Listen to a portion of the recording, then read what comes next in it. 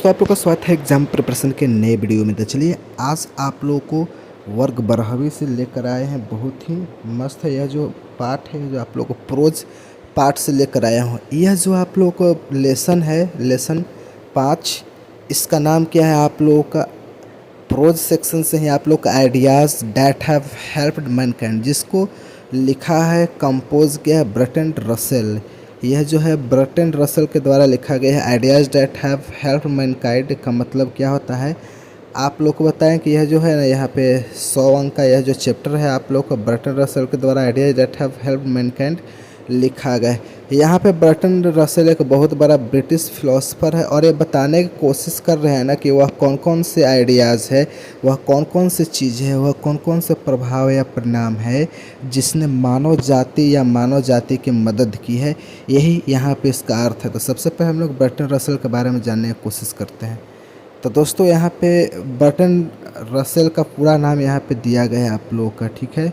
तो Bertrand Russell was born in 1872 and death 1970। इनका जन्म 1872 में और इनकी मृत्यु 1970 में हो गया था। अब ब्रिटिश फिलोसफर यानी कि एक क्या थे, फिलोसफर का मतलब है दार्शनिक, एक ब्रिटिश दार्शनिक थे और इस हिस्टोरियन भी थे, इतिहासवीर भी थे, मैथमेटिशियन गणितज्ञ भी थे, एडवोकेट फॉर सोशल रिफॉर्म। ये जो एडवोकेट फॉर सोशल रिफॉर्म देख रहे हैं ना, यहाँ पे एडवोकेट का मतलब होता है समर्थक, सोशल रिफॉर्म का मतलब है कि समाज के धारा, समाज के कुरीतियों या समाज सुधारक के बहुत बड़े समर्थक भी थे। पैसिफिस्ट थे यानी कि बहुत बड़े समाज, एंड प्रोमिनेंट रेशनलिस्ट, एक प्रमुख रेशनलिस्ट का मतलब है तर्कवादी, प्रमुख तर्कवादी भी थे of the 20th century. Bertrand Russell 20वीं सदी के एक ब्रिटिश फिलोसफर दार्शनिक भी थे, हिस्टोरियन थे यानी कि इतिहासविद थे, गणितज्ञ थे, समाज सुधारक के समर्थक भी थे, शांतिवादी थे और प्रोमिनेंट रेशनलिस्ट, एक प्रमुख तर्कवादी थे। इनके गुण अपने आप में समेटे हुए थे बर्ट्रैंड रसेल। याद रखिए कहाँ के रहने थे, ब्रिटिश के रहने वाले थे। आगे देखते हैं, he was also a combinator on a large variety of topics. बहुत सारे यहाँ पे आप लोग को दिया कि वाज प्रोलिफिक राइटर।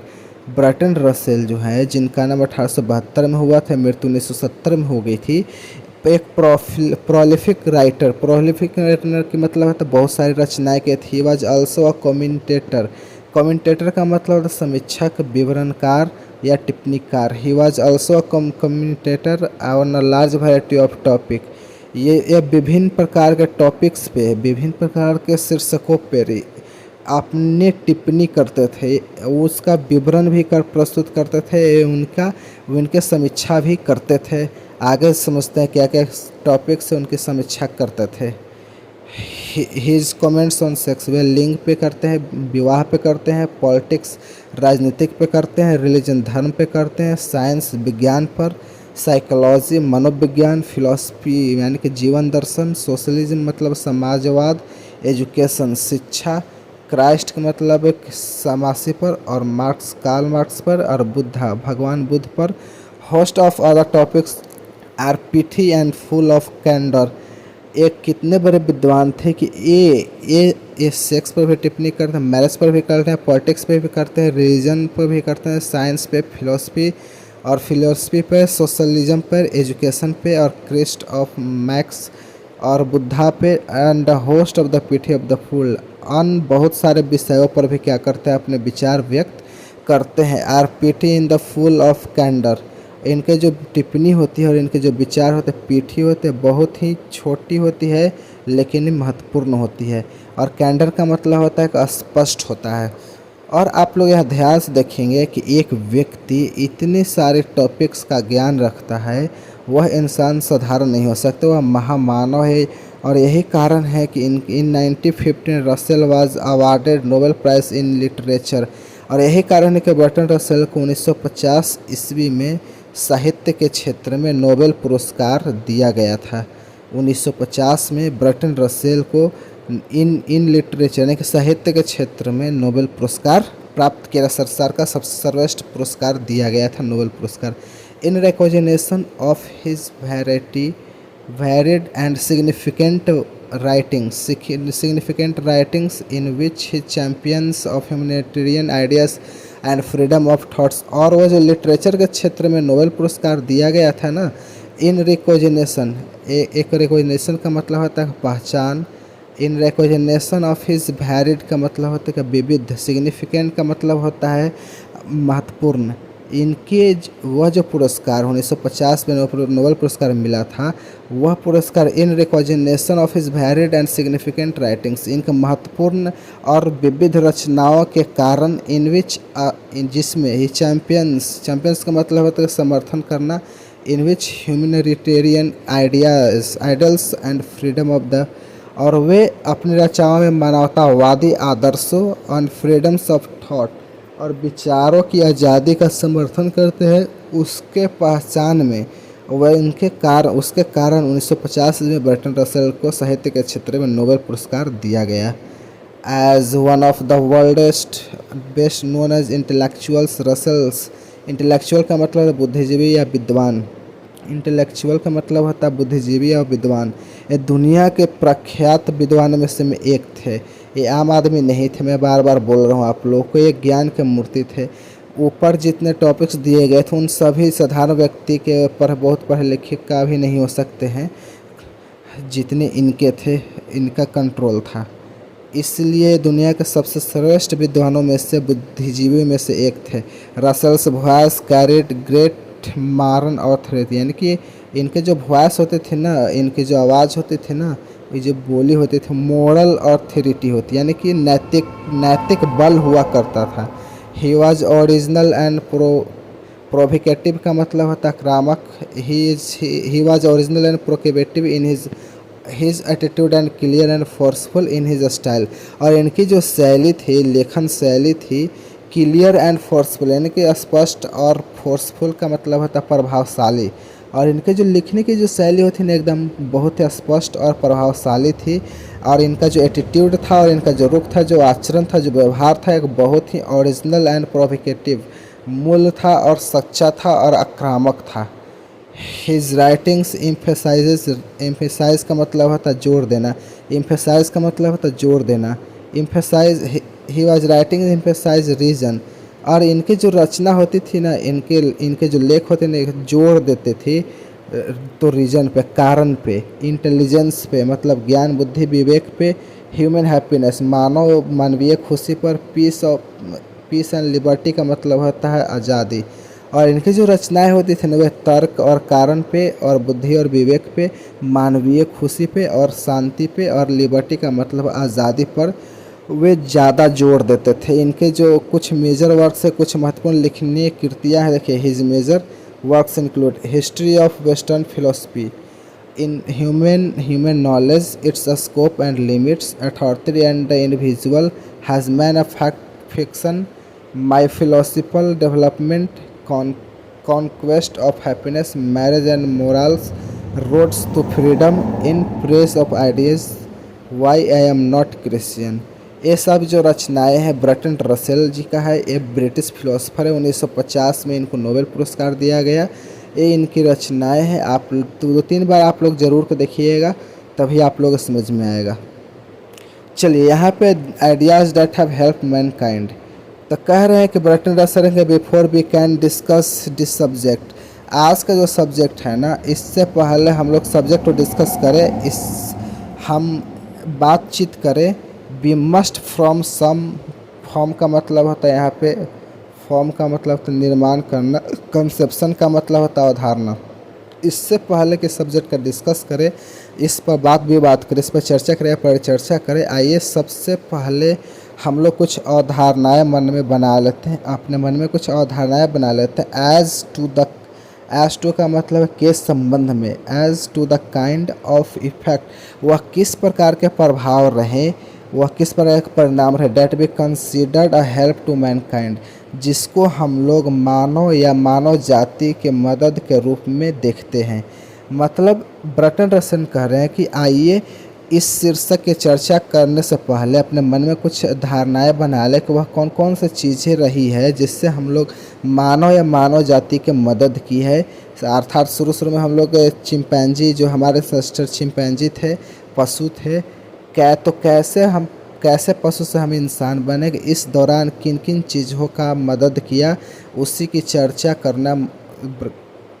करना चाहता है great philosopher Bertrand Russell. Are Mankind helped when they become more numerous.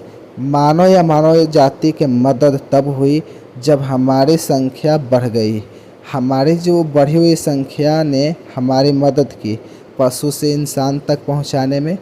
और when they become less like animals, क्या वह चीज़ जो शुरू जो इंसान पशु था, तो हम में से परसत्व के गुण घटते गए और इंसानी गुण बढ़ते गए, तो क्या इस चीज़ ने हमारी मदद की। और व्हेन दे बिकम हैप्पियर, तब जब इंसान ज़्यादा खुश रहने लगा। ये तीन चीज़ें हो गई, इन तीन चीज़ों ने मदद किया। चौथा, और when they learn to enjoy greater diversity of experience.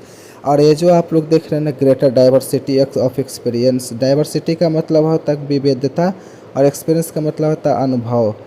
या तब जब हम लोगों ने विविध प्रकार के अनुभवों को आनंद उठाने लगे, तो क्या इस चीज़ ने हमारी मदद की। और when they where come no मोर, और क्या हमारी जो नॉलेज ज़्यादा बढ़ने लगी या बढ़ी हुई जानकारी ने मेरी मदद की। और when they become more friendly to another, और जब हम दो इंसान आपस में दोस्ताना तरीके से रहने लगे या हमले फ्रेंडनेस बढ़ा, मित्रता बढ़ने लगी, तो क्या मित्रत्व रूप से रहना ने हमारी मदद की। एक कह रहे हैं आखिर वह कौन कौन सी चीज़ें रही है जिसने इंसान के शुरू में मदद की है। सबसे पहले जब हमारी संख्या बढ़ी तो संख्या ने। दूसरा, आप लोग हमने से पशुओं को गुण कम हो गए और ज़्यादा खुश रहने लगे तब। और चौथा कह रहे हैं कि विभिन्न प्रकार के अनुभवों का आनंद लेने लगे तब। पाँचवा कह रहे हैं कि जब ज़्यादा हमारी जानकारी होने लगे तब। छठा, हमारे मित्रत्व रूप से रहने लगे तब। आगे क्या बोलते हैं सभी, I think all these things come into our conception of what helps mankind. Philosopher की बातें जो होती है ना, बहुत तर्कपूर्ण होती है, ध्यान देंगे तभी समझ पाएंगे आप लोग। ये कह रहे हैं कि I think all this things come into our conception of what helps mankind. ये सारी चीज़ें जो मैंने अभी आप लोग को गिनाई, ये हमारी अवधारणाओं में आती है जिसने मानव जाति की मदद की। इन सभी चीज़ों ने मानव जाति के कामों विषय की मदद की पशु से इंसान बनाने में। ये कह रहे हैं कि and I will say a preliminary world about them. और जितनी चीज़ें हैं ना, ये सब की प्रिलिमिनरी का मतलब थोड़ा इन सब के बारे में थोड़ा बताऊंगा कैसे इन चीज़ों ने इंसानों की मदद की है। प्रिलिमिनरी का मतलब तो प्रारंभिक जानकारी इन चीज़ों के बारे में दूंगा। दूसरा देखते हैं क्या बोलते हैं। द मोस्ट, यहाँ पे देखेंगे बहुत चैप्टर लंबा है तो इसलिए हम इस दो हिस्सों में बात है, लेकिन मैं आप लोग एक ही में पूरा लेकर आऊँगा। ठीक है, तो 1 से लेकर 6 तक देखेंगे हम लोग, पार्ट 1 में पढ़ेंगे। अगले जो वीडियो आएगी ना उसमें A to Z मिल जाएगा। ठीक है, पैराग्राफ दोनों में देखते। द मोस्ट इंडुबिटेबल का मतलब देख रहे हैं ना, इंडुबिटेबल का मतलब होता है बिना शंका के। The most इंडिबिटेबल respect in which ideas have meld Mankind is numbers. ये कह रहे हैं कि इसमें कोई शंका नहीं है कि जिस चीज़ ने मानव जाति की सबसे ज़्यादा मदद की है ना, वह संख्या है, हमारी जो नंबर है यानी कि जनसंख्या है। इसमें कहीं कोई शंका नहीं है। There must have been a time, एक समय ज़रूर ऐसा हुआ होगा, एक समय ऐसा ज़रूर होगा, वे ऐसा अवश्य होगा। When homo sapiens was very rare species, जो होमो सेपियंस जो देख रहे हैं ना, ये हम लोगों का, मानव का, इंसानों का ये वैज्ञानिक नाम है, साइंटिफिक नेम है। ये कह रहे हैं कि एक समय ऐसा ज़रूर होगा जब होमो सेपियंस, जो मानव वेयर रेयर स्पीसीज, एक दुर्लभ प्रजाति होगी, इसकी संख्या बहुत कम होगी। जैसे कि आज बहुत ज़्यादा पशु पक्षी रेयर स्पीसीज हैं, एक वक्त ऐसा होगा जब इंसान भी एक रेयर स्पीसीज होंगे, दुर्लभ प्रजाति होंगे, जो हमारी संख्या बहुत कम होगी। Subsisting प्रिकेरियसली in jungles and caves, persisting का मतलब जीवित रहना, और प्रिकेरियसली का मतलब होता है खतरनाक रूप से। हम लोग डर डर से, खतरनाक रूप से इन जंगल्स एंड केव्स, केव्स का मतलब गुफा, हम जंगलों में गुफाओं में किसी प्रकार से जीवन जी रहे होंगे, ऐसा वक्त ज़रूर आएगा। टेरिफाइड ऑफ वाइल्ड बीट्स, और हम लोग जंगली पशुओं से डर डर के गुफाओं में अपने जीवन जी रहे होंगे। जंगलों में पशु पक्षियों से डर डर के हम लोग अपना जीवन जी रहे होंगे। एक वक्त ऐसा होगा, और बर्टन रसेल कह रहे हैं, जो सारे पक्षी, ऐसा नहीं कि ऐसा इस वक्त ऐसा भी होगा जहाँ सारे पक्षी हम लोग से डरेंगे। जंगलों में गुफाओं में हम लोग छुप छुप के जीवन जीते होंगे। Having difficulty in securing nourishment, और दोस्तों और उस वक्त हम लोग को भोजन के भी लाले पर होंगे। Having difficulty in securing nourishment, nourishment का मतलब होता है कि पोषण, हमें भोजन पानी प्राप्ति करना भी मुश्किल होगा। ज़रूर ऐसा वक्त होगा जब इंसान पशुओं से डर के गुफाओं में रहता होगा, जंगलों में रहता होगा, किसी प्रकार से कुछ खाकर अपना जीवन यापन करता होगा। नरिशमेंट पोषण पालन में वो बहुत तकलीफ़ों का सामना करना पड़ा होगा, ऐसा वक्त ज़रूर आया होगा। At this period, the biological advantage of this greater intelligence, और इसको आप लोग ऐसे मीनिंग निकालेंगे, had scarce begun to the advantage of long infancy। ये जो वर्ड आप लोग देख रहे हैं, इन्फेंसी का मतलब होता है कि आप लोग का प्रारंभिक अवस्था। जब हमारे प्रारंभिक अवस्था होगी, जब पशु से हम लोग इंसान बनना शुरू किए होंगे, तो हमारे अंदर जो बुद्धि है, इतनी बुद्धि नहीं बढ़ी होगी। ये कह रहे हैं कि एट दिस पीरियड, यानी कि उस दौरान, द बायोलॉजिकल एडवांटेज, जो जैविक लाभ था ना, ऑफ हिज ग्रेटर इंटेलिजेंस, जो इंसानी बुद्धि था, जो जैविक लाभ था ना, उस वक्त प्रारंभिक अवस्था में थे, उस बुद्धि का, उस विवेक का बहुत ज़्यादा फायदा नहीं हुआ होगा। आगे देखेंगे, विच वाज क्यूमुलेटिव, ये बुद्धि और जो विवेक होती है ना, क्यूमुलेटिव होती है, निरंतर बढ़ने वाली चीज़ होती है। Because handed on from generation to generation, एक पीढ़ी से दूसरी पीढ़ी तक बुद्धि और विवेक, ज्ञान और प्रकोर ट्रांसफ़र, हस्तांतरण होता रहा है। बुद्धि विवेक बढ़ती गई और ज्ञान बढ़ता गया। शुरू में जब हम लोग प्रारंभिक अवस्था में थे, तो हमारी इतनी बुद्धि नहीं थी, कि इतना विवेक नहीं था, कि इस कारण हमें तकलीफ़ों का सामना करना पड़ा होगा। आगे क्या कर रहे हैं सुनिएगा। Had अस्क्रेसली he had a lesson, यहाँ पे आप लोग देख रहे हैं इजिलिटी।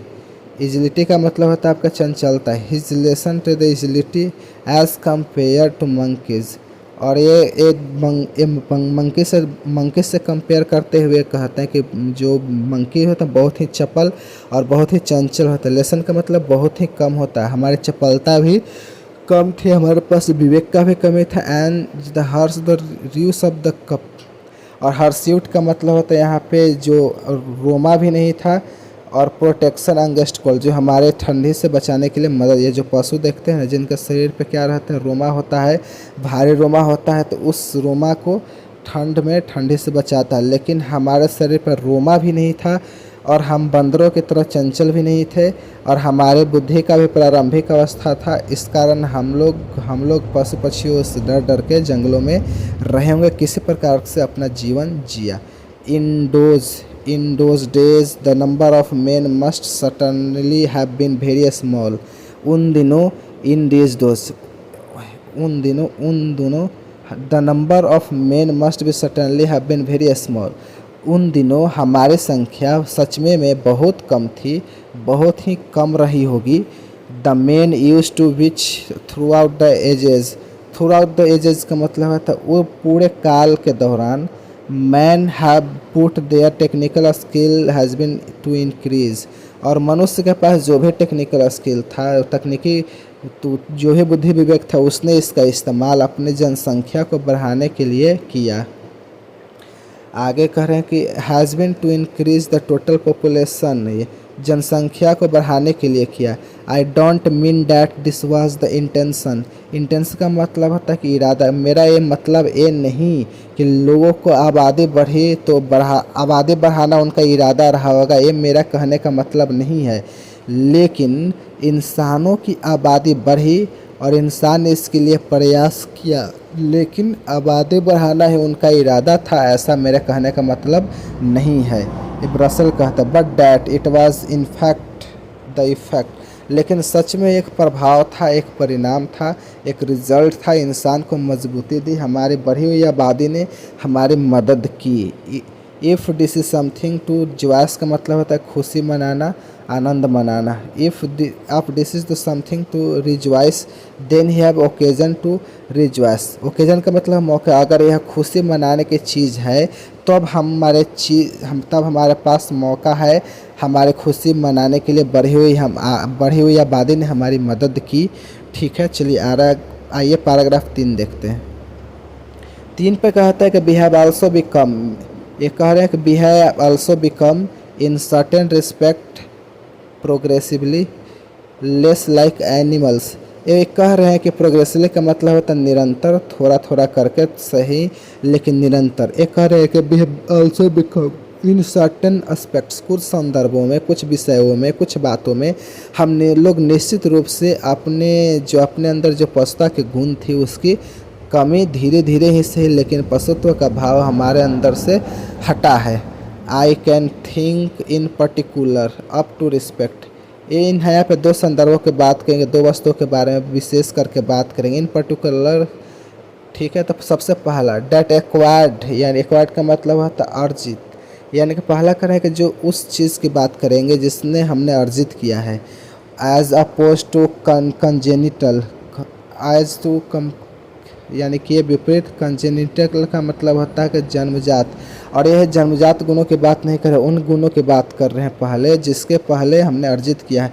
Skills play to continually increasing part in human life, और जो अर्जित गुण है ये हमारे जीवन में इंक्रीजिंग पार्ट है, बढ़ा हुआ जो किरदार निभाते हैं, ये बढ़ा हुआ रोल निभाते हैं और इनका जो बड़ा महत्व होता है। And secondly that assuming more and more dominant symbols, और जो दूसरा आवेगों को मजबूत बनाता है और प्रभावशाली बनाता है। यानी ये कह रहे हैं कि 2 संदर्भों में मैं बात करूंगा। पहला अर्जित गुण जो है जो हमारे जीवन में बहुत निरंतर रूप से महत्वपूर्ण अदा निभाते हैं, और दूसरा हमारे के अंदर के जो अंतः प्रेरणा है ना, यह अन्य जीवों से ज़्यादा क्या है, मजबूत है, और हम अन्य जीवों से समझदार हैं, ज़्यादा सोचन शक्ति अधिक है। In this respects we have certainly become progressively less than animals। निश्चित रूप से हम में से पशुता का गुण थोड़े थोड़े से ही लेकिन लगातार कमता गया, दूर होता गया, और हम लोग जानवर से इंसान बनते गए। नंबर 4 देखिएगा। आइए जो क्या खुशियों की बात करते हैं। एज टू हैप्पीनेस, जहाँ तक खुशियों की बात है, आई एम नॉट श्योर, मैं श्योर नहीं हूँ, मैं आश्वस्त नहीं हूँ कि खुशियों का संदर्भ में जो तरक्की की है, जो हमने खुशियों के संबंध में तरक्की की है कि नहीं की है, एक कंफर्म नहीं है। बर्टन रसल बोलते हैं आई एम नॉट श्योर, इसके बारे में मैं कंफर्म नहीं हूँ। इट इज़ ट्रू, यह सही है। It is true birds die in large number of winter, सर्दी की ऋतुओं में बहुत सारे पक्षियों जो होते हैं ना, भारी संख्या में भूख से मर जाते हैं। But during the summer they do not forest कैटोस्ट्रॉफी का मतलब होता है आपदा। ये कह रहे हैं कि बट ड्यूरिंग द समर, गर्मी के दिनों में यह फॉरेस्ट डिस कैटोस्ट्रॉफस, यानी कि जो आपदा, जिस सर्दी में भारी संख्या या पक्षियों की मृत्यु हो गई थी ना, जब गर्मी आती है तो ये इस चीज़ को फोर्स ही नहीं कर पाते, अनुमान ही नहीं लगा पाते हैं, रिमेंबर, और ना ही ये याद रह पाता है कि प्रीवियस बिफोर विंटर की सर्दियों के मौसम में कितने भूख से पक्षी मर गए। कहने का मतलब है कि हर साल लाखों पक्षी भूख से मर जाते हैं, लेकिन इस बात को भूल जाते हैं, उन्हें ये याद ही नहीं रहता है कि फिर ठंडी आएगी और लाखों पक्षी लोग मर जाएंगे। ये इस बात को गर्मी में भूल जाते हैं कि पिछली ठंडी में लाखों पक्षी मर गई थी।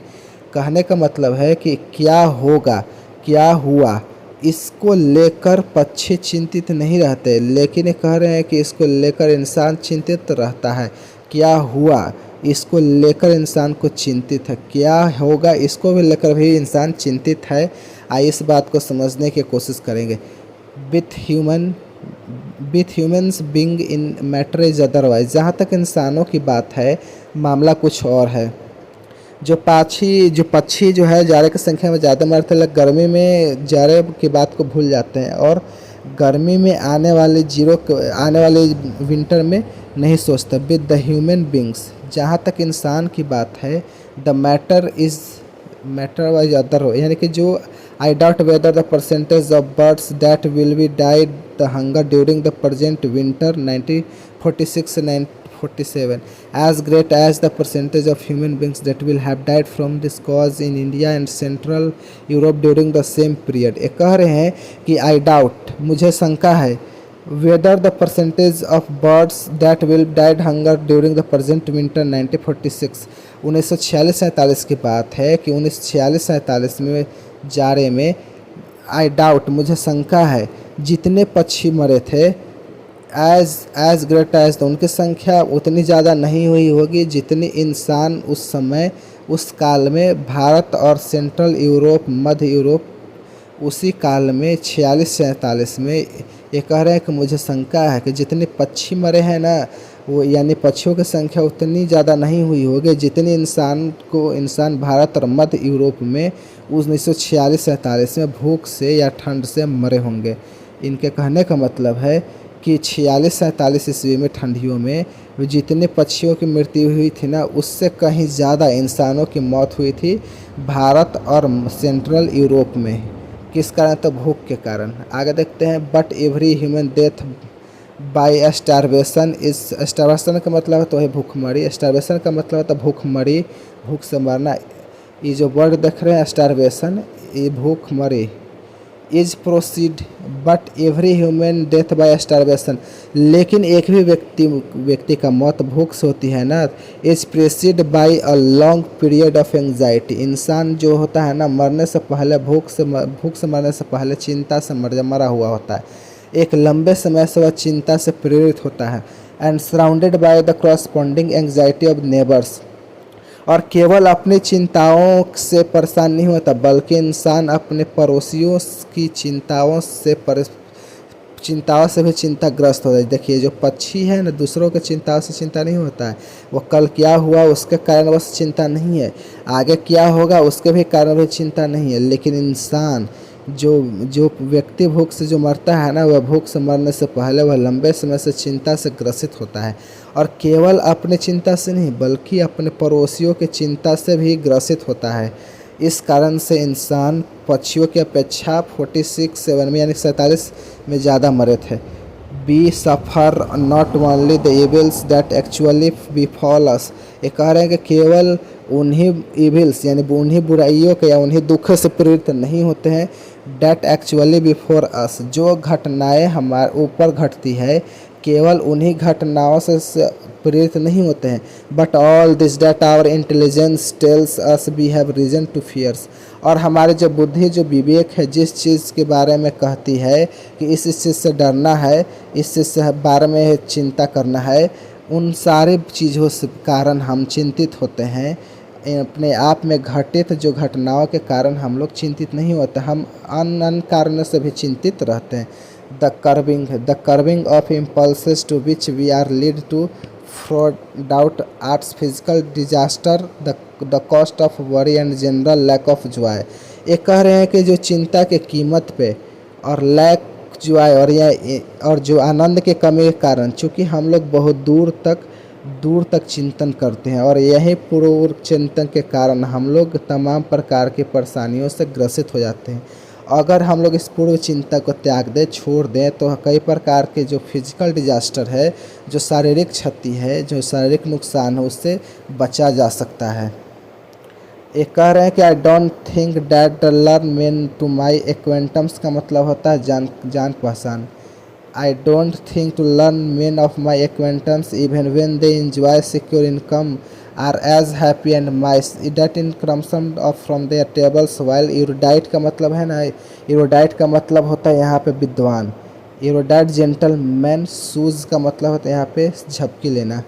ये कह रहे हैं कि Burton Russell British philosopher, I don't think मुझे नहीं लगता दैट द लर्न मैन, और जो मेरे पहचान के लोग जितने विद्वान हैं, even they enjoy secure income, और इनको अच्छी आमदनी है, उनकी अच्छी नौकरी है, पैसों की कमी नहीं है, फिर भी are as happy as the mice, और मेरे पहचान के जो विद्वान लोग हैं जिनकी आमदनी भी अच्छी है, मुझे शंका है कि वे लोग उतने खुश नहीं हैं एज द माइस, वे चूहे या चूहिए, डेट क्रम्स देयर टेबल्स, यानी कि चूहे चूहियों के तरह जो उनके प्लेट्स के रोटी के टुकड़े चुरा कर खाती है और अपने पेट को भरती है। चूहे और चूहिए के ज़्यादा खुश हैं, एंड ज़्यादा कमाने वाले व्यक्ति जो विद्वान व्यक्ति है ना, वे लोग ज़्यादा खुश नहीं है। सुनिए, इन डिसरिस्पेक्ट इन डिसरिस्पेक्ट, यानी कि वाइल यहाँ पे दिया गया जेंटलमैन, सुनो, जब बड़े लोग टेबल पर खाना खाते हैं ना, जब खाना खाने के दौरान वह झपकी लेते हैं ना, उनके दौरान क्या होता है, जो रोटी के टुकड़े के जो चुरा कर चूहे खा लेते हैं, वह चूहे उन इंसान से कहीं ज़्यादा खुश है।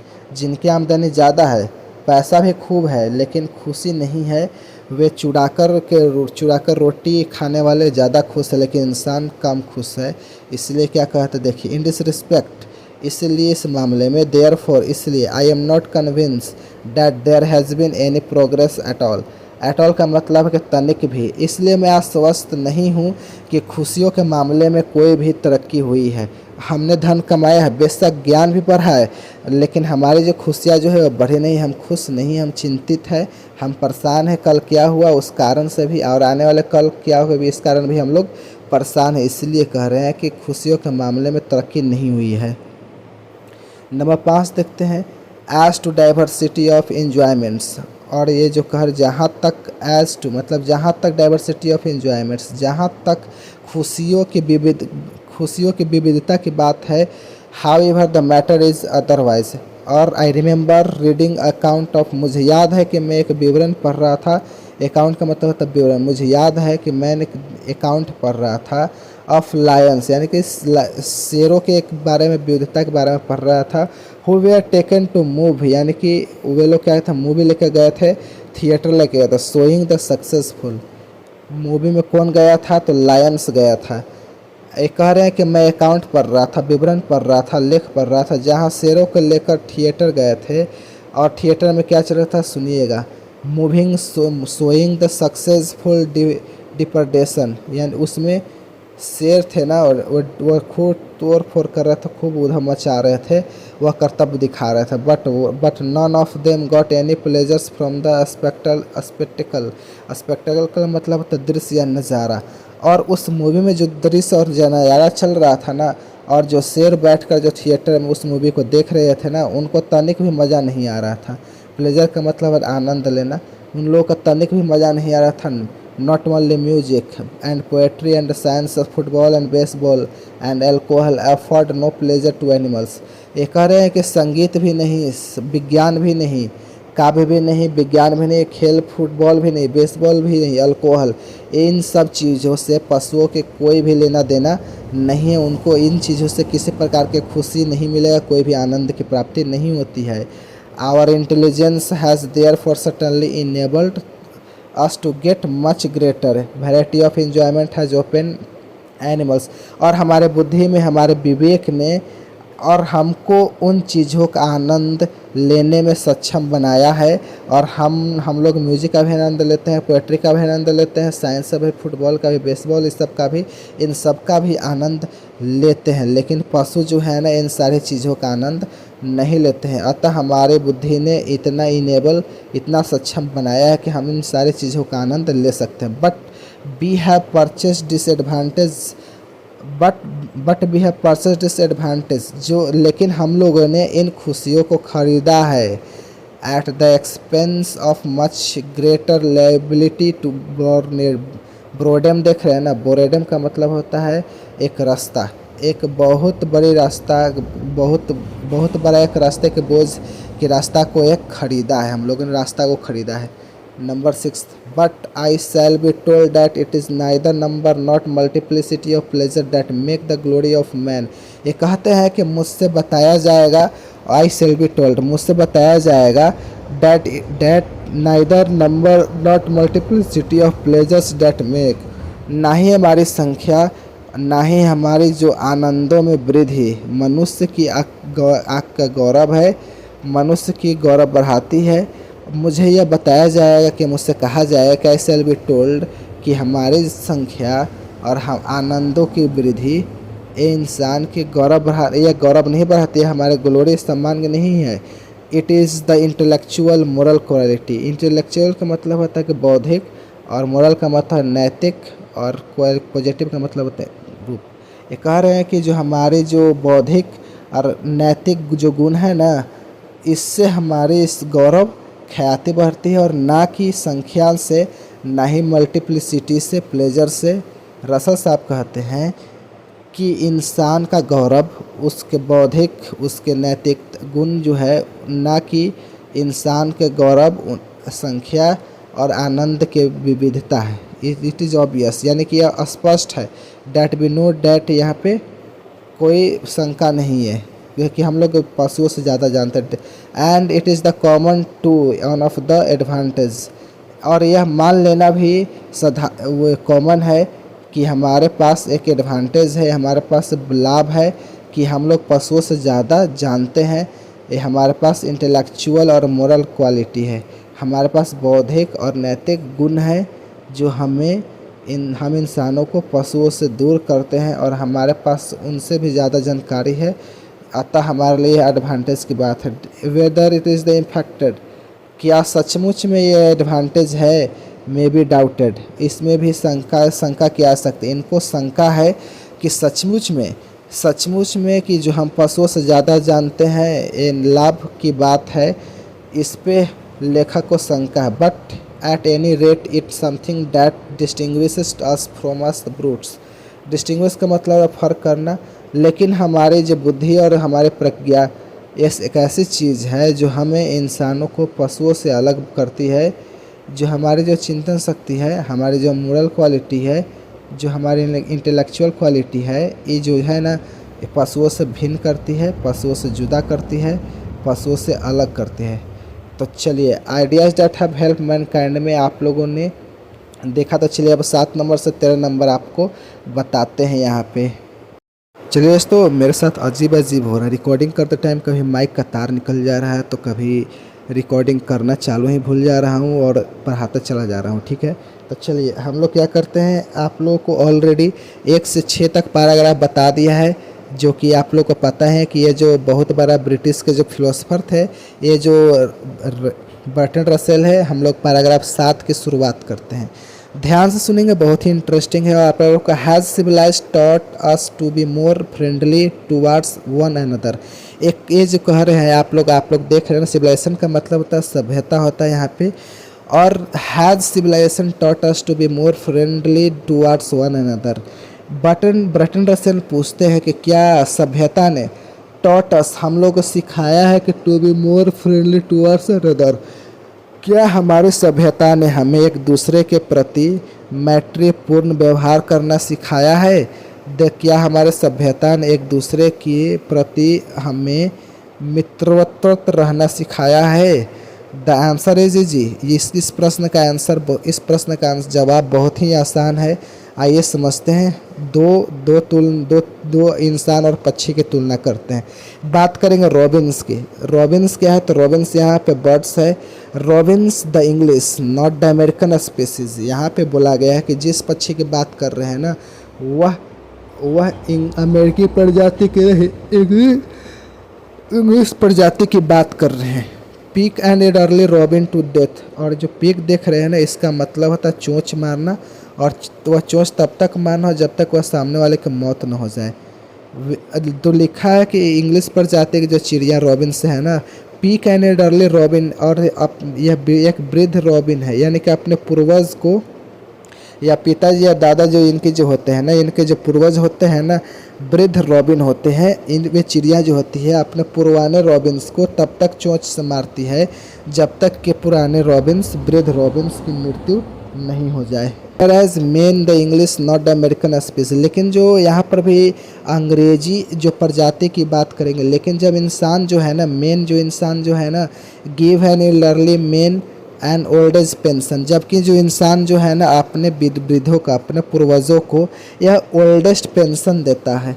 देखिए जो रॉबिन जो चिड़िया जो है ना, यह अपने पूर्वजों को चोंच मारकर हत्या कर देते हैं, जबकि हम इंसान जो है ना अपने बुजुर्गों को ओल्डेस्ट यानी कि वृद्धावस्था में हम लोग पेंशन देते हैं।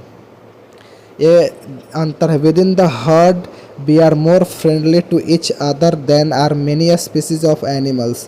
और गौर कीजिएगा यहाँ पे बर्ट्रैंड रसल कहता है कि विद इन द हर्ड, जब हम लोग अपने समूह में होते हैं, जब अपने लोगों के बीच में होते हैं, तो we are more friendly to each other, तब हम लोग एक दूसरे के प्रति बड़ा ही दोस्ताना व्यवहार करते हैं। Than our many species animals, और अधिकांश जो बहुत तेरिए होते हैं, जो जानवरों की प्रजातियां हैं ना, उनसे कहीं ज़्यादा मित्रवत व्यवहार करते हैं, एक दूसरे से करते हैं जब हम लोग अपने समूह में होते हैं।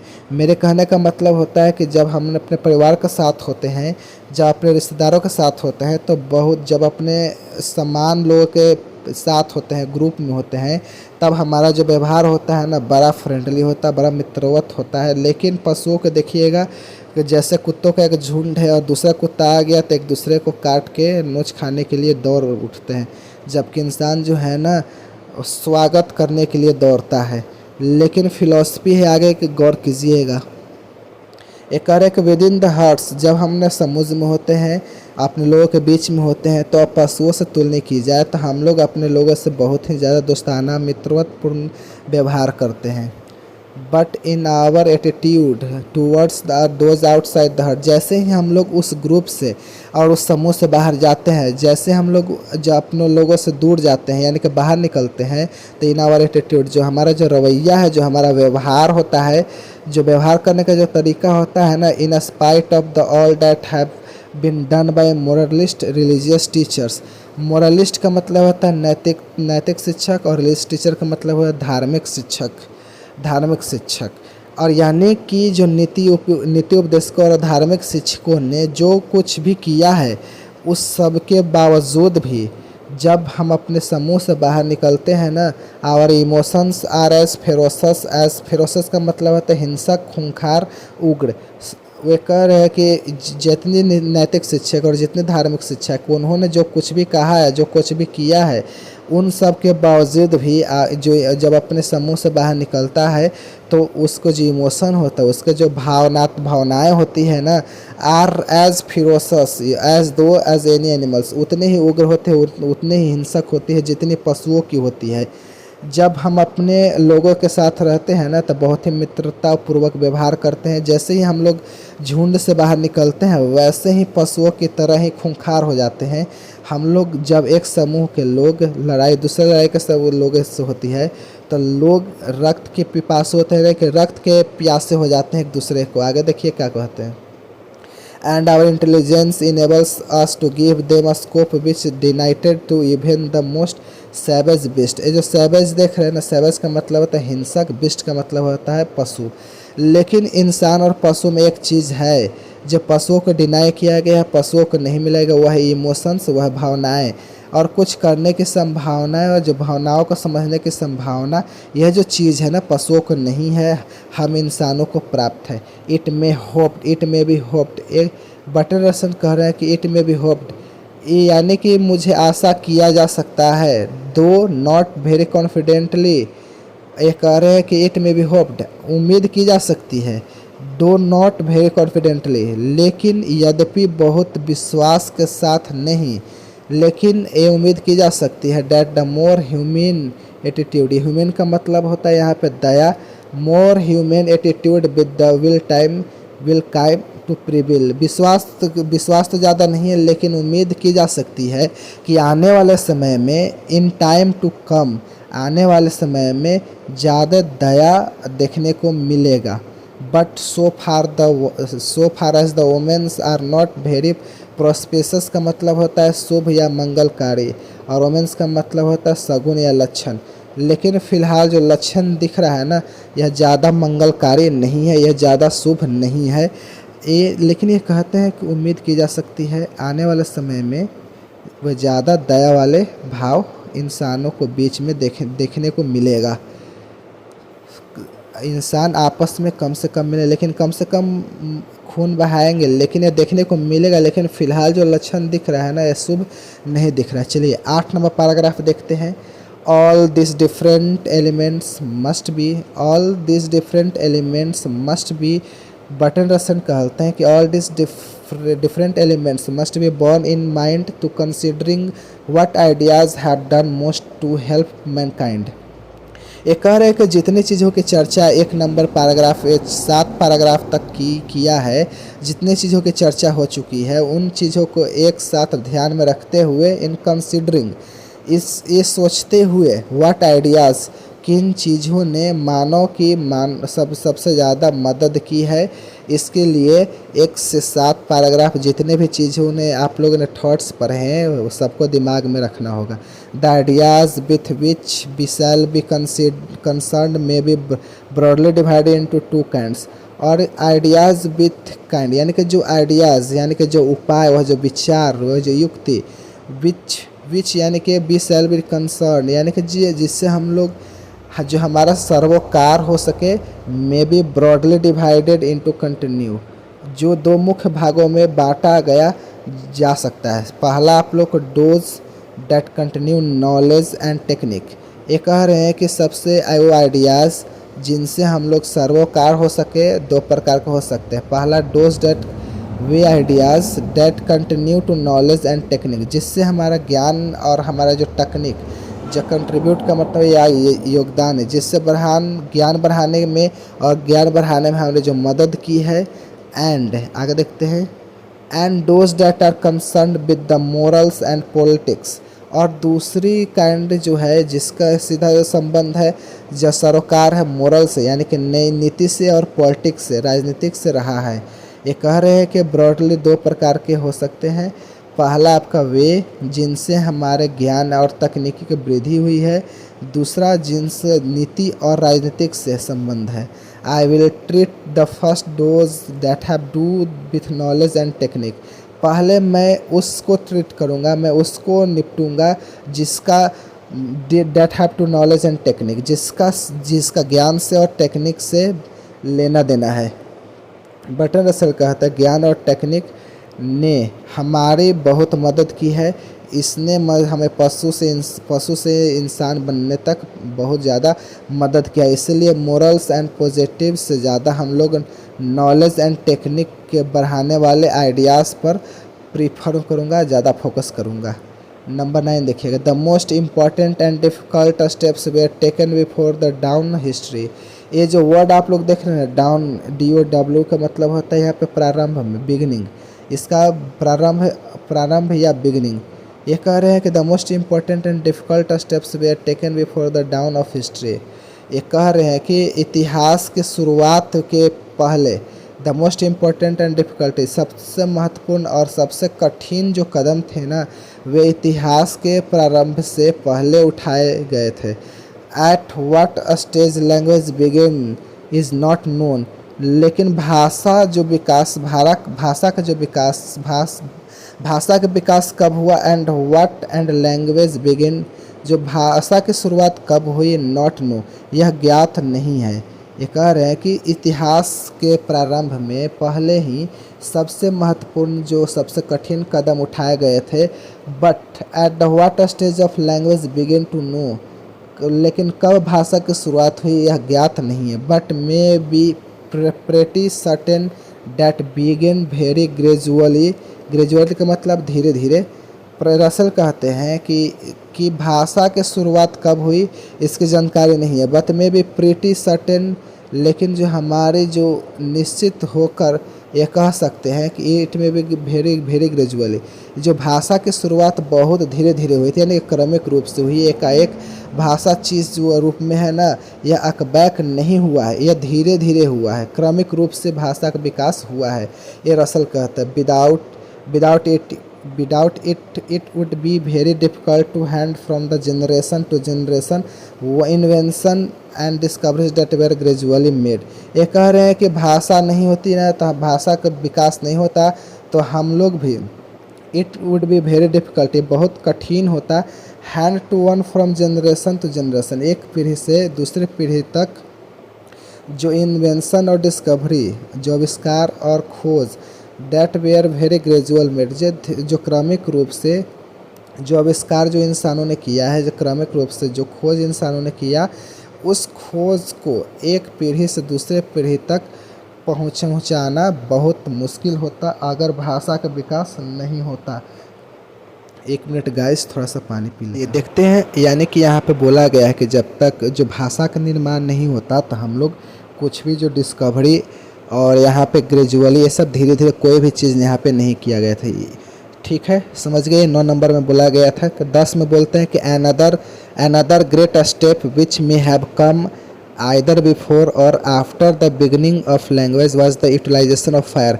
और एक और बड़ा कदम, यानी कि ग्रेट का मतलब हुआ बड़ा, एक और बड़ा कदम, which may have come either before or after the beginning of the language, कि हो सकता है कि यह जो बड़ा कदम जो है जिसकी चर्चा होने जा रही है, यह हो सकता है कि बड़ा कदम भाषा के विकास के पहले उठाया गया हो या भाषा के विकास के बाद। आगे was the either before after the beginning of the language, भाषा के शुरुआत के पहले या भाषा के शुरुआत के बाद। यह जो एक और महत्वपूर्ण कदम उठाया गया, and that was the utilisation of fire, वह जो है आग की खोज, यानी कि आग का उपयोग। यूटिलाइजेशन का मतलब आग का उपयोग। आई सपोज मेरा मानना है कि that first fire was chiefly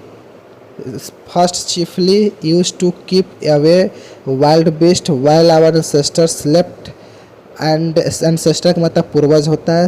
Russell साहब कहते हैं कि आई सपोज मेरा मानना है कि that at the first fire was chiefly used, शुरू में आग का प्रयोग मुख्यतः कि to keep wild beasts while our ancestors slept, जब हमारे पूर्वज सोते थे ना, सोने के दौरान जंगली पशुओं से बचने के लिए, अपने आप को बचाने के लिए वे लोग आग का उपयोग करते थे। ये मानना है बर्टन रसेल का।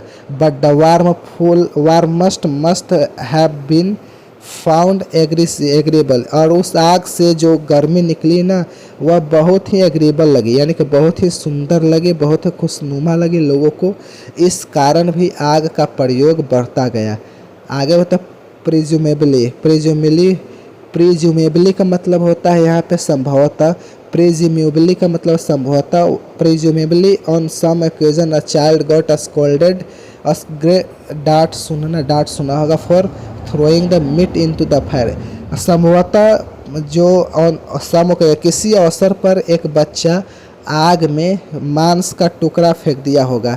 ये कह रहे हैं कि एक बच्चा हो सकता है कि आग में मांस का टुकड़ा फेंक दिया होगा एंड गॉट स्कॉल्डेड, और उसको क्या किया, वो मांस के टुकड़े को फेंकने के कारण उसको अपने माता पिता से डांट भी सुनने को मिला होगा। But when it was taken out it was found, जब आग बुझने के बाद जब उस टुकड़े को आग में से निकाला गया, was found to be much better, जब उस खाया गया तो बहुत अच्छा लगा होगा। And so the long history of cookery began, और इस प्रकार से कुकरी का मतलब आग शास्त्र, इस प्रकार से पाक शास्त्र लंबे इतिहास के शुरुआत हुई। यानी दोस्तों यहाँ पे कह रहे हैं कि शुरू में हो सकता है कि एक लड़के ने मांस के टुकड़े को आग में फेंक दिया होगा, उसके माता पिता ने उस बच्चे को डांट लगाया हो, इस कार्य के लिए डांटा होगा।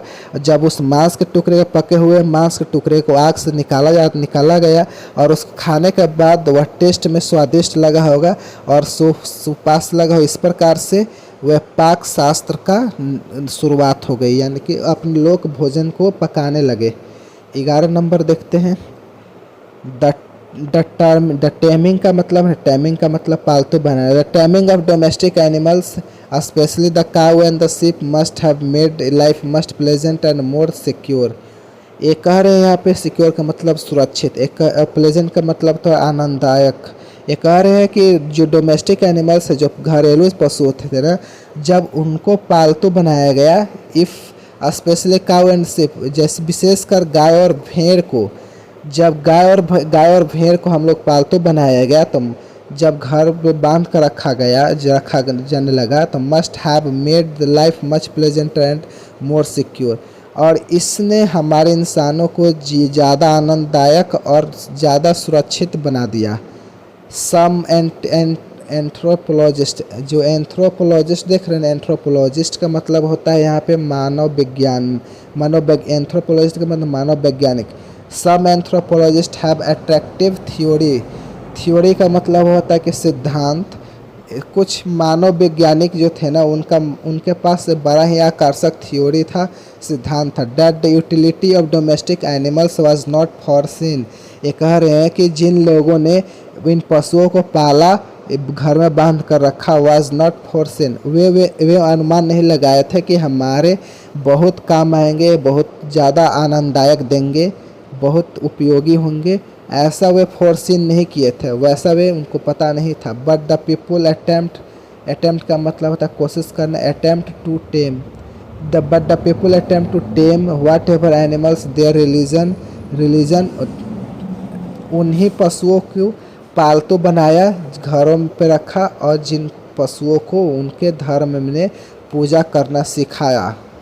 मेरे का कहने का मतलब है कि जब लोगों ने गाय, इन पशुओं को जैसे कि गाय और भेड़ को जब अपने घर पर पाला पोसा, तो ये उसकी उपयोगिता के बारे में नहीं जानते थे। बट द पीपुल अटेम्प्टेड, लेकिन लोगों ने कुछ अटेम्प्ट किया। What taught them to worship, लोगों ने, धर्म ने जिन पशुओं के पूजा करना या धर्म में लोगों को कहा कि आप गाय की पूजा कीजिए, जिनके धर्म में पूजा करने के लिए कहा गया, जिनके धर्म ने भेड़ की पूजा करने से कहा। अब तो अपने धर्म के अनुसार लोगों ने पशुओं की पाला। The tribes that worshipped Lions crocodiles died out, और वे जनजातियाँ वर्शिप्ड लायन एंड क्रोकोडाइल्स, वे प्रजातियाँ जो शेरों और क्रोकोडाइल्स, मगरमच्छ, जो घड़ियाले को पूजते थे, यानी कि ठीक है, उनका नाश हो गया, उन प्रजातियों का नाश हो गया। Well those to whom the cow और the sheep was sacred animals prospers, prosper का मतलब होता है उन्नति करना। उन जातियों के उन जातियों ने जिनके लिए गाय और भेड़ पवित्र जानवर से तरक्की किए, उन जातियों विकास हुआ जिन्होंने गाय और भेड़ पाला, भेड़ों की पूजा की और पाला। लेकिन उन जातियों का नाश हो गया जिन्होंने लायन और शेर और मगरमच्छ का पूजा किया।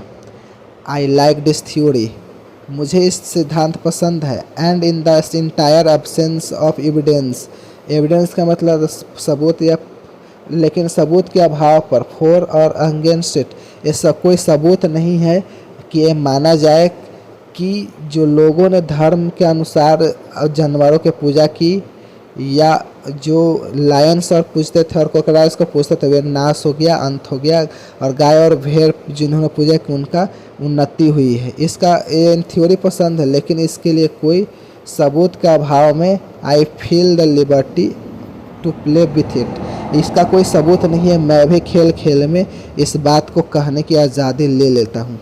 चलिए 12 नंबर देखते हैं, 12 क्या बोलते हैं, देखिए। इवन मोर इम्पोर्टेंट, ये कह रहे हैं कि even more important than the domestication of animals was the invention of agriculture. आप आ जाइए यहाँ पे, बटन रसन कह रहे हैं कि पशुओं को पालतू बनाने से ज़्यादा महत्वपूर्ण ज़्यादा था इन्वेंशन ऑफ एग्रीकल्चर, कृषि की खोज थी, कृषि का आविष्कार, खेती करना, खेती की शुरुआत ये पशुओं के पालतू बनाने से ज़्यादा इम्पोर्टेंट था। विच हाउएवर इंट्रोड्यूस्ड ब्लड थ्रस्टी, जो ब्लड थ्रस्ट देख रहे हैं, रक्त पिपासु यानी कि खून के प्यासा, प्रैक्टिसेस इन यानी कि रस्म रिवाज into religion that last for many centuries. ये कह रहे हैं कि पशुओं को पालतू बनाने से ज़्यादा महत्वपूर्ण था खेती करना, और जब खेती की शुरुआत हुई ना, तो introduced blood thirsty practices into religion, खेती की शुरुआत ने हमारे धर्म में कुछ रक्त पिपासु यानी कुछ चलन की शुरुआत हुई, यानी कि खून के प्यासे की शुरुआत हुई। रक्त पिपासु ने कि खून के प्यासा, खून बहाने की एक चलन हो गई। That last for many century, ये कई सदियों तक चली। खेती के नाम पर उन नर बलि चढ़ाने लगा, शिशु बलि चढ़ाने लगा, उसको वह इंसानी मांस खाने लगे। ये जो कई सदियों तक चला, उसके बाद में देखिएगा fertility rites tended to involve human sacrifice and cannibalism, cannibalism, जब खेती की शुरुआत हुई तो फर्टिलिटी राइट्स यानी कि मतलब हुए हैं कि शिशु हत्या, फर्टिलिटी वो जो उपजाऊ उपरवजा शक्ति जो होती है ना, ये कह रहे हैं कि fertility rites tended to involve human sacrifice, नर बलि चढ़ाने लगे जैसे कैंडिबलिज्म।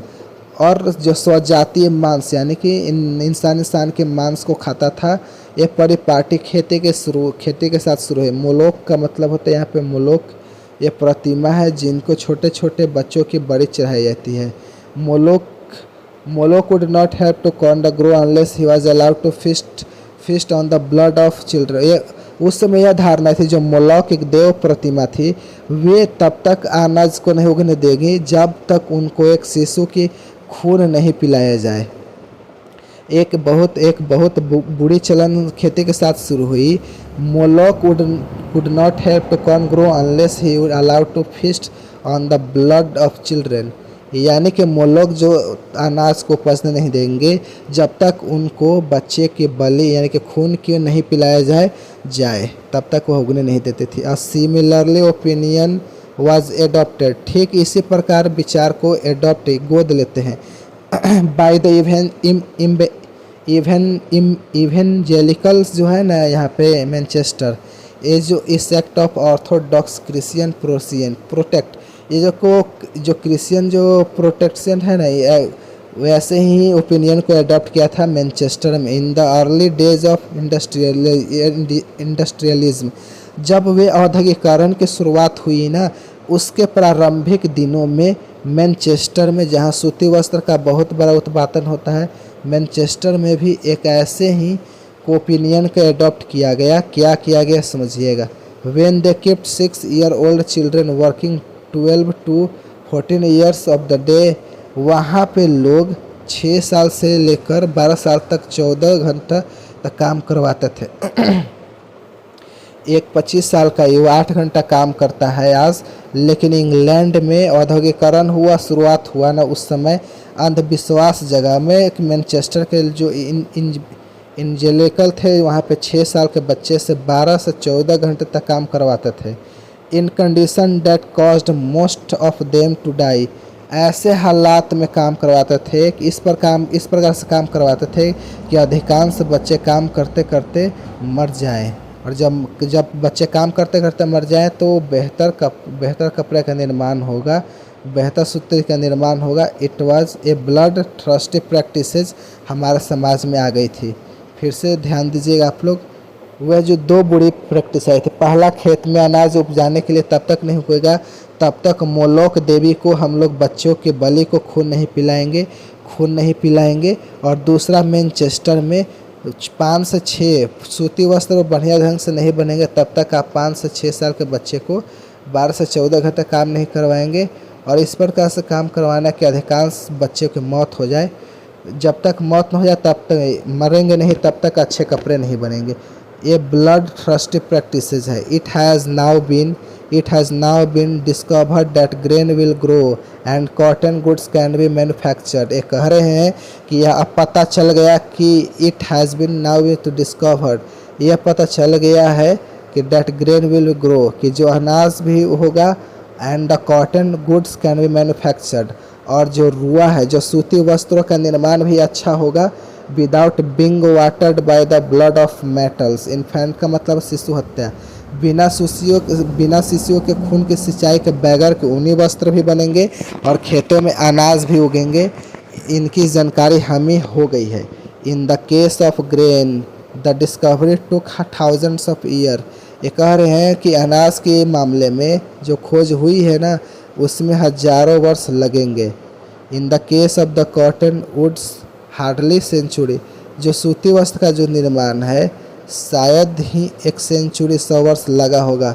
सो perhaps there is some evidence to progress in the world. इस प्रकार से दुनिया में तरक्की का कोई सबूत है। ये क्या कह रहे हैं कि नंबर 12 में, कि शुरू में धारणा थी कि जब तक मोलोक को हम लोग बच्चों का खून नहीं पिलाया जाए तब तक अनाज नहीं उगेगा। और मैनचेस्टर में यह धारणा थी कि जब तक छोटे छोटे बच्चों से 24 घंटा 12 से 14 घंटे काम नहीं कराया जाए और उनकी मौत न हो जाए तब तक कॉटन वुड्स मैन्युफैक्चर नहीं बनेंगे। लेकिन अब हमें पता चल गया है कि बच्चों के खून से सींचे गए बगैर ही अनाज उगा सकते हैं और कारखाना भी वस्त्र का निर्माण कर सकते हैं। इस प्रकार से रसेल कहते हैं कि इस चीज़ को देखा जाए तो सचमुच में तरक्की की है। आज हम बच्चों के खून से फसलों की सिंचाई भी नहीं करते हैं और कारखाने में बच्चों के बलि भी नहीं चढ़ाते हैं। इसका अर्थ हुआ कि हम लोग कुछ विकास किया है। लास्ट देखिएगा, अंतिम देखिएगा, अंतिम तेरह, द लास्ट द रसेल का आप कहते हैं the last of the great pre historic invention. ये कह रहे हैं कि लास्ट में the last of the great pre historic invention, यानी कि पूर्व इतिहास में अंतिम इन्वेंशन था, यानी कि प्री हिस्टोरिक था, वाज उसकी जो अंतिम इन्वेंशन था was the art of writing, लेखन की कला, विच वाज इंडीडेड तो प्री रिक्वेस्टिव था। प्री रिक्वेस्टिव का मतलब होता है आवश्यक, यानी किसी कार्य को करने की आवश्यकता होना। इतिहास में लेखन के लिए, लेखन कला के लिए जानकारी होनी चाहिए। और ये जो ग्रेट प्री हिस्टोरिक, यानी कि आप लोग का जो writing like speech developed gradually, यानी कि बोले का जो विकास भी धीरे धीरे हुआ ना, वैसे ही लेखन का भी विकास धीरे धीरे हुआ। And in the form of pictures design to convey message, शुरू में लोग जब पिक्चर्स बनाते थे, तस्वीरें उगेरते थे, design to convince a message, इस प्रकार से करते थे कि जो तस्वीरों के माध्यम से अपने बातों को बयां कर देते थे, शब्दों में नहीं करते थे। It was the probably was old as a speech, यह जो चीज़ थी ना, यह शायद उतनी पुरानी थी कि जितनी बोली। इसका कहने का मतलब कि इतिहास लेखन के लिए लेखन कला की जानकारी होना बहुत ज़रूरी है। जिस प्रकार से बोले का विकास धीरे धीरे हुआ ना, उसी प्रकार से लेखन का विकास धीरे धीरे हुआ। And the form of pictures design to convey of message, शुरू में लोग तस्वीर उगेरते थे, तस्वीरें बनाते थे, तस्वीरों के माध्यम से अपने बात कहते थे, शब्दों में नहीं कहते थे। आगे देखते हैं, but from the pictures to syllable writing and the hands to the alphabet was very slow evolution. लेकिन पिक्चर से शब्दांत जो था, writing and the hands to the alphabet, और वहाँ से अल्फ़ाबेट का मतलब तो वर्णमाला की यात्रा रही ना, वो बहुत स्लो इवोल्यूशन है, बहुत ही धीरे धीरे एकदम क्रमिक हुआ। यहाँ से पिक्चर से सिलेबस तक आया, सिलेबस से हम लोग अल्फ़ाबेट तक पहुँचे, और यह बहुत बड़ा स्लो इवोल्यूशन था, बहुत क्रमिक रूप से हुआ, लेकिन धीरे धीरे हुआ। In the China last step was never taken, लेकिन जो चीन जो है ना, अंतिम जो कदम था ना, वह कदम कभी उठाया ही नहीं गया। तो दोस्तों, ये था आप लोग का ideas that have help Mankind. आप लोग का ख़त्म हुआ इस पार्ट को, आपने पढ़ा। अगर आप लोग ये वीडियो आप लोग को अच्छी लगे तो वीडियो को लाइक और शेयर ज़रूर कीजिएगा, और चैनल पर नए हो तो चैनल को सब्सक्राइब कर बेल आइकन कॉल पर प्रेस करिएगा। आप लोग अपना सुझाव दीजिएगा कि इसमें क्या क्या बदलाव किया जाना चाहिए। तो चलिए आप लोग से मिलेंगे ऐसे अपडेट के साथ नेक्स्ट डे।